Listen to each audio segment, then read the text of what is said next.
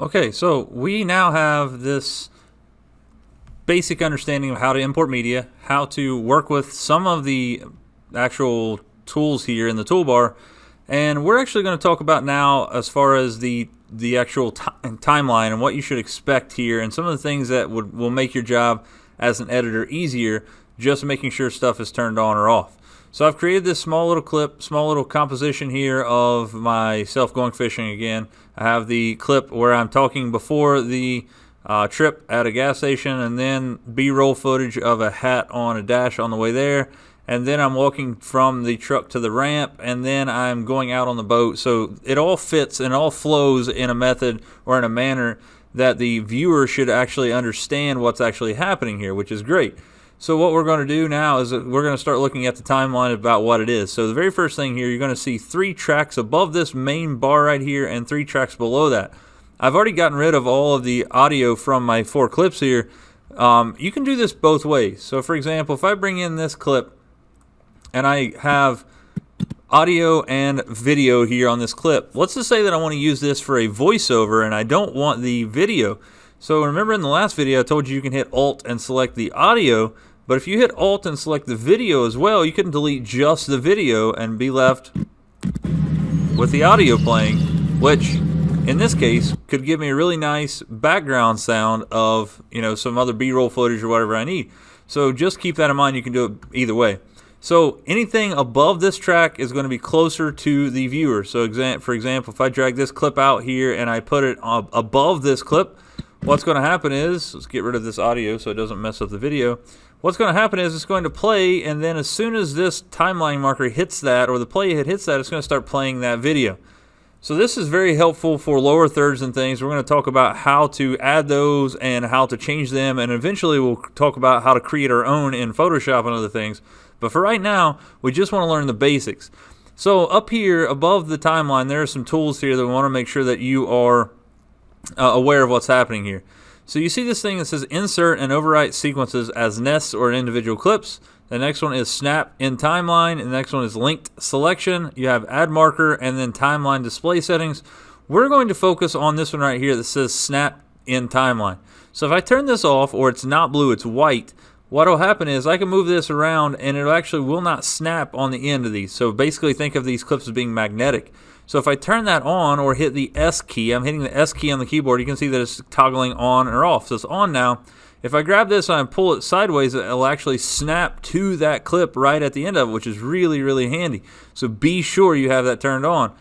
This insert and overwrite sequences as nests or individual clips, if this is turned on, when you drag in a clip here, it actually doesn't delete your video. It actually just nests it within that video. If you don't have that turned on and it's white here, when you drag this in and you put a clip over top of another one, what it does, it actually overwrites that portion of the clip. So it's not something that you want to do. You want to make sure that that is turned off. And then the marker here, add marker M, we did this when we very first started talking about editing, when we did the click edit. And then I could go through and I could play this, and anytime I hit the M key, it will add a marker. You can see here that it's adding markers on the actual timeline, which is exactly, pretty good. So like say that I'll get to a point where, let's see, I'll get to a point where I'm showing the 9 Mile boat ramp tower there, and I hit M now. It's going to mark that, which is going to allow me as an editor to understand that I want something to happen there. So markers are just for our sake as editors to allow things to happen or to see things that are happening there. I hit Control Z to undo that. So now, let's say that I want to import audio and I want to put the audio playing behind this clip. So I've deleted all the audio of me talking, which is not really something I would probably do because I would want to hear myself talk on here because this video is about fishing and teaching people how to fish.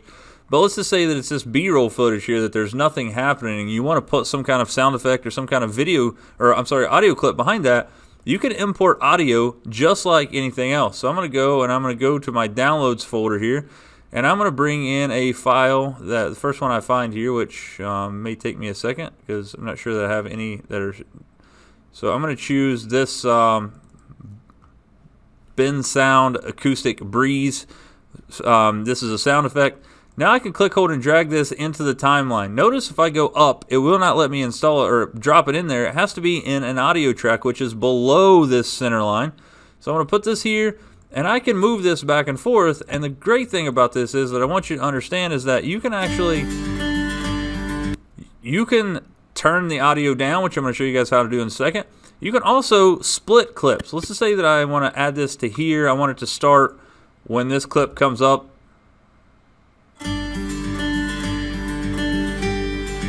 And I want it to play all the way through until it gets to the end of this clip, and then I want it to drop off or not play anymore.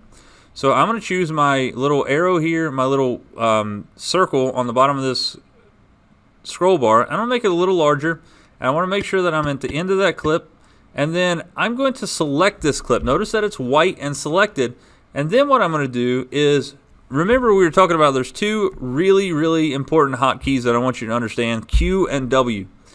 If I hit Q, it's going to delete everything this way and move this to the center point. I don't want that. So I want to use W.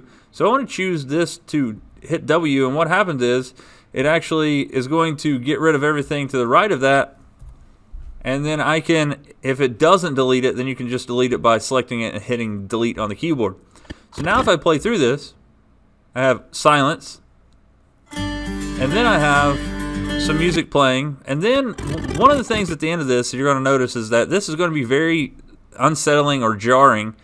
I'm going to hit play, and then it just stops, and it leaves you wanting more as the viewer. So it's not very professional. What we're going to do is we're going to go up to effects. We're going to open up the effects tab. I'm sorry, not the effects tab. We are going to go to actually, it is the effects tab. Sorry, I just had it messed up there with everything dragged down or drilled down there. I'm going to choose audio transitions here, and there's a crossfade, and there's a constant gain, constant power, exponential fade. We're going to work with all three of these. I'm going to choose exponential fade, and I'm going to drag it right on the end of that clip. And now let's play it through and see what happens. So it sounds way more professional. However, I feel like that's still kind of jarring and very abrupt. So notice here I have this effect here, and I can change the length of this effect by clicking. See if I move my mouse cursor on the end of it, I get this little C with the transition symbol in it. If I left click, hold, and drag, I'm expanding this exponential fade transition. Notice that it's getting a lot more quiet over a gradual amount of time, and that is way more professional sounding than what it was initially. And remember when I told you you can click and drag this to use to make it bigger or smaller? There's also a hotkey. You may see it moving, zooming in and out, and you're thinking, well, he's not hitting that thing. I'm holding the Alt key, the ALT key, and using the wheel on the mouse to zoom in or zoom out or make that clip bigger or smaller, which is exactly what I wanted to do at that point. So just like on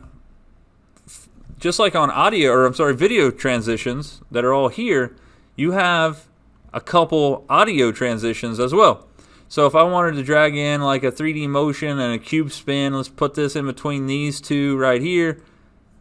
And I'm going to zoom in and look at that cube spin. And then when I hit play,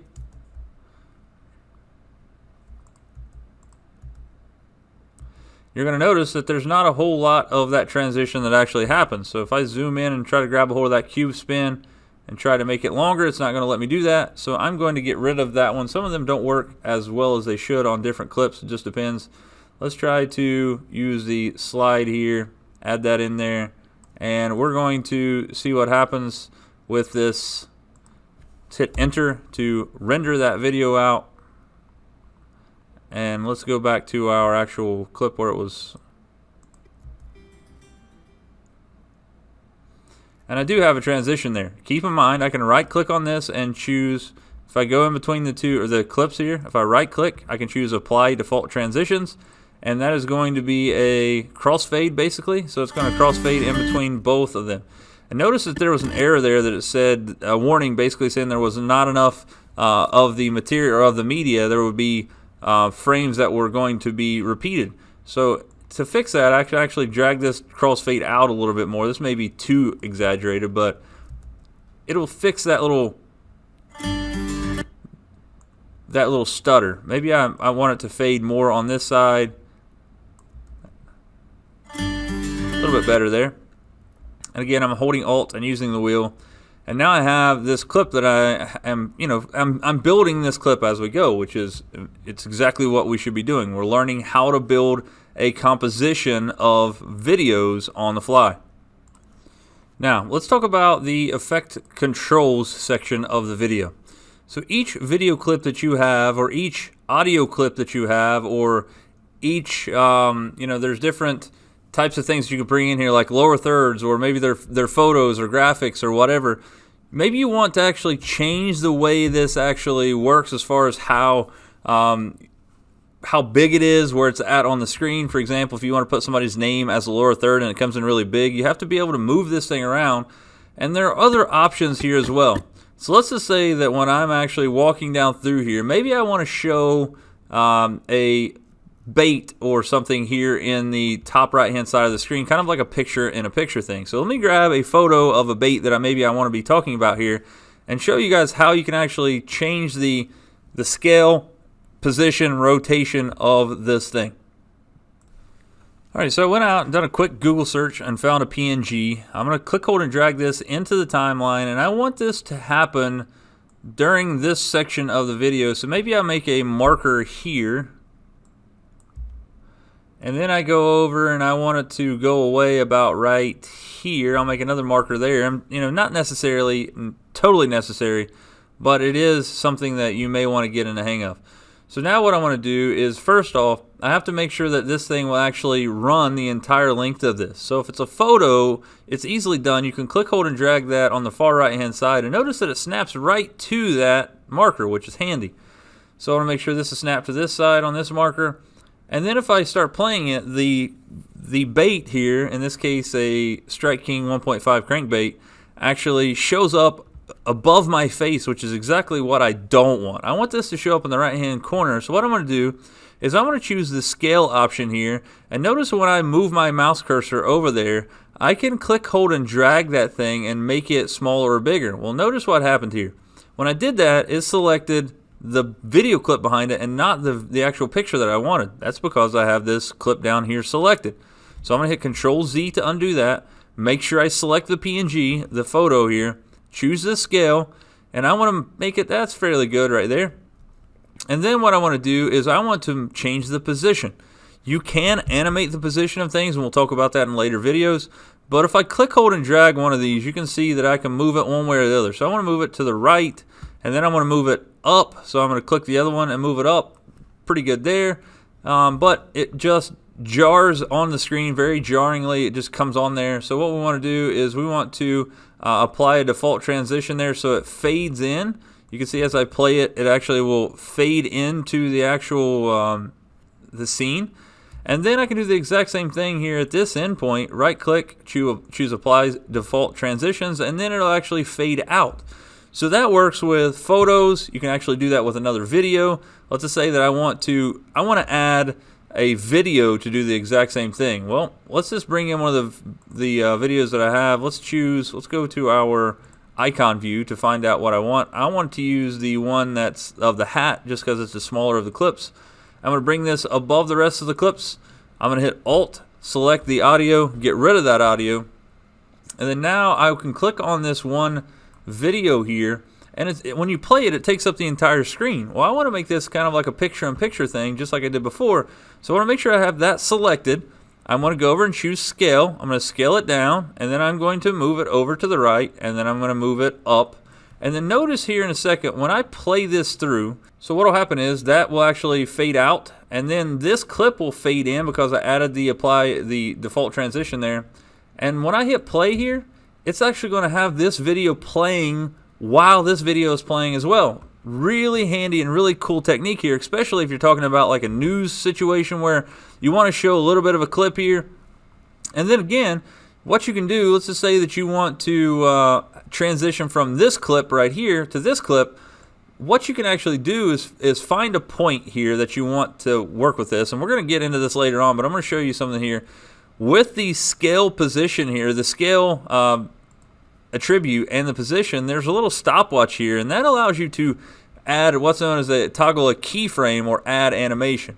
So I could actually click on this thing and click scale, and when I click that little stopwatch, what's going to happen is it's going to create a keyframe right exactly at that point. So now what I can do is I can go up a few more frames, and then I can actually choose to scale this. Let's just say that I'm going to scale this to 100%, and I can actually move this by the position as well. So eventually what we'll do is we'll learn how to fade this in, and when you get to a point, this thing will actually scale in to take over the entire screen.